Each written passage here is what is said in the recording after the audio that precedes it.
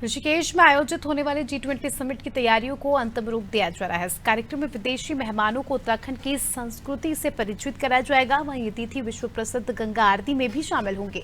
वहीं आपको बता दें कि 3 दिवसीय G20 समिट की थीम अवस्थापना विकास रखी गई है। आयोजन से जुड़े पहलुओं पर अनादि टीवी के संवाददाता सोनू सिंह ने MDDA के VC बंसीधर तिवारी से खास बातचीत की। आइए आपको सुनाते हैं। G20 समिट के सफल आयोजन की तैयारियां किस तरह से की जा रही हैं, बातचीत करने के लिए हमारे साथ मौजूद हैं MDDA के VC बंसीधर तिवारी जी। सर, आपसे जानना चाहेंगे कि ये जो आयोजन हम करने जा रहे हैं, किस तरह की तैयारी की जा रही है? देखिए, जैसा कि आप सभी जानते हैं, 2 समिट हमारे यहाँ हो चुकी हैं। इंफ्रास्ट्रक्चर वर्किंग ग्रुप की तीसरी बैठक ये होनी है और देहरादून परिक्षेत्र में भी और नरेंद्र नगर क्षेत्र में भी 2 जगह तैयारियां की जा रही हैं।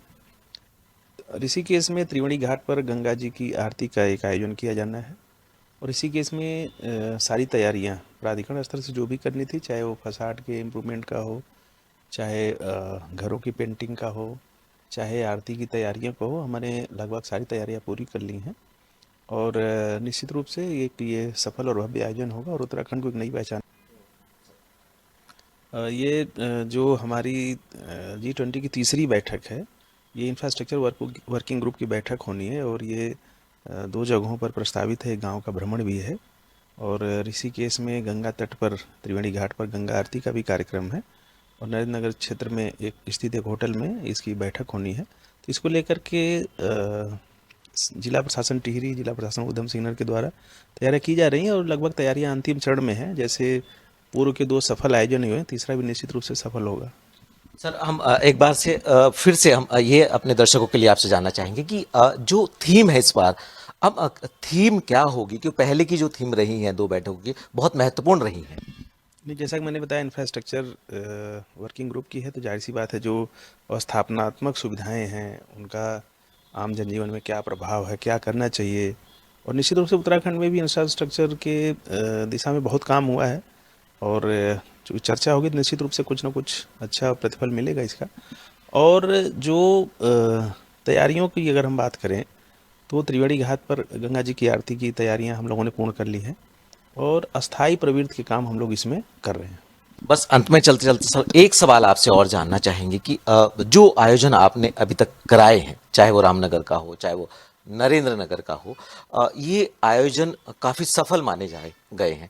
तो ऐसे में हम क्या माने, क्योंकि ये तीसरी बैठक है, यूं तो पूरा देश में हम एक उत्सव के तौर पर G20 समिट को मना रहे हैं, देख रहे हैं इस लिहाज से, तो क्या हम ये माने कि आने वाले समय में उत्तराखंड की पहचान में 4 चांद लगने वाले हैं?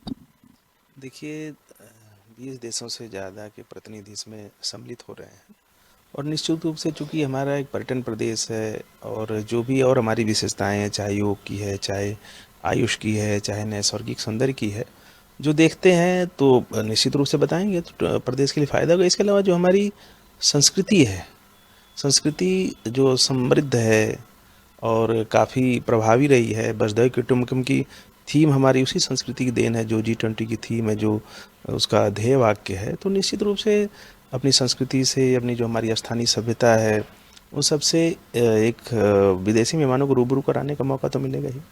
बहुत बहुत शुक्रिया हमसे बातचीत करने के लिए। तो आपने सुना MDDA VC बंसीधर तिवारी जी को, जिन्होंने बताया कि जो G20 समिट आयोजित होने जा रहा है, निश्चित तौर पर इससे उत्तराखंड को अंतर्राष्ट्रीय स्तर पर एक नई पहचान मिलेगी। अपने सहयोगी कैमरामैन विवेक के साथ सोनू सिंह, अनादि टीवी, देहरादून।